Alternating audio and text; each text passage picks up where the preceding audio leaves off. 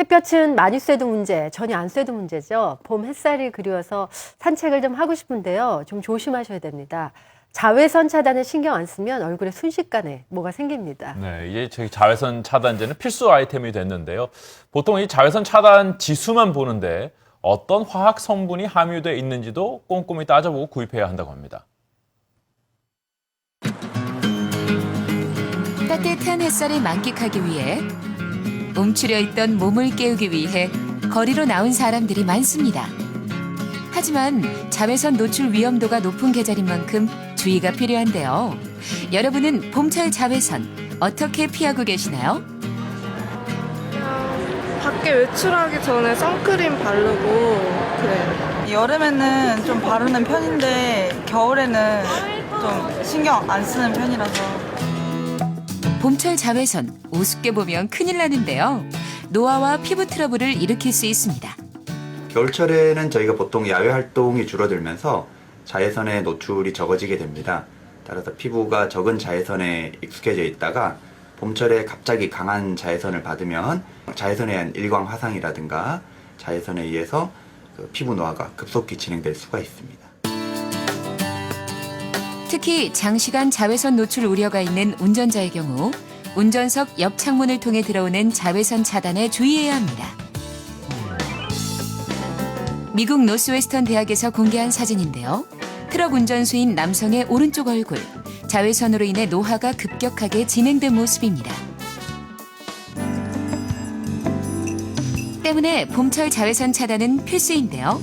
시중에 수많은 종류의 자외선 차단제가 판매되고 있지만 너무 다양하기 때문에 소비자들은 어떤 제품을 구매해야 할지 판단이 쉽지 않습니다. 자외선 차단 지수가 높은 게 좋다고 들어서 자외선 차단 지수 높은 걸로 주로 사요. 직원이 대부분 추천해주는 걸로 그냥 고르는 편이에요. 자외선 차단제에 표기된 SPF와 PA의 수치는 자외선 차단 정도와 자외선 A 차단 정도를 알려주는 지수인데요. 자외선의 파장 중 가장 긴 파장인 UVA는 다른 파장보다 깊숙이 피부 침투함으로써 피부암이나 피부 노화를 일으키는 주요 요소라 하겠습니다. 하지만 차단제 수치가 무조건 높다고 좋은 건 아닙니다.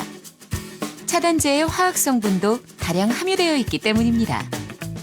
자외선 차단제 중에서 화학적 차단제는 속에 벤조피논 등 여러 가지 화학적 제품들을 많이 함유하고 있기 때문에 이러한 성분들이 피부에 흡수되면서 피부 면역 반응을 일으켜 알레르기성 접촉 피부염 등을 유발할 수 있기 때문에 주의해서 사용해야 하겠습니다.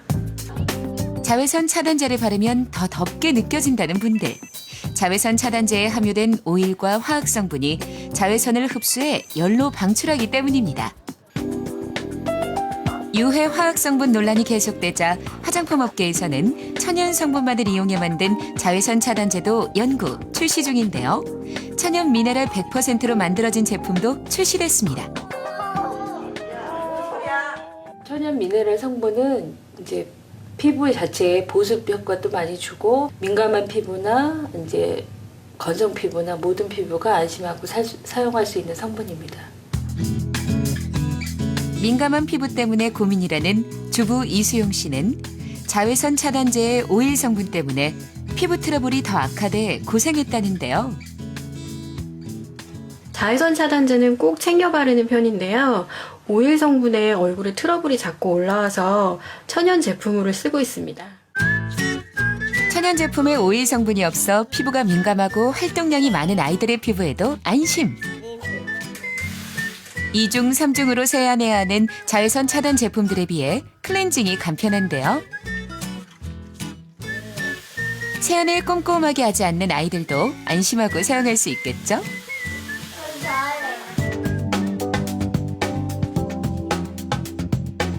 햇볕에 장시간 노출됐다면 간단한 천연팩이 피부 진정에 도움이 되는데요.